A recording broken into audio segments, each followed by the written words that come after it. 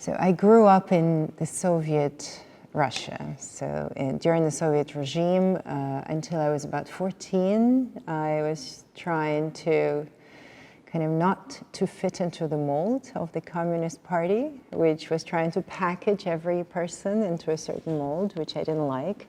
Luckily, my family escaped the regime, and it was early enough for me to get away and find another way of life. We traveled ever since we left the Ukraine. Went to Italy.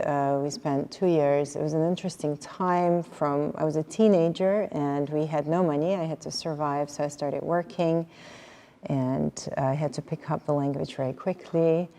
We then moved on to go to America, where we came again, no language, no money, and we had to survive. 2 years later, I was about 16. I remember my first high school in America, which was an interesting experience, where I felt as a complete outsider. I didn't understand the culture. But over time, I guess,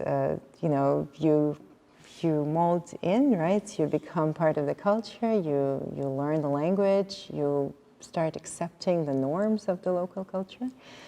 And so for about 10 years, I spent in the US. I went to undergrad, lived in Baltimore, and then I went to my graduate school, which was in DC, to GW.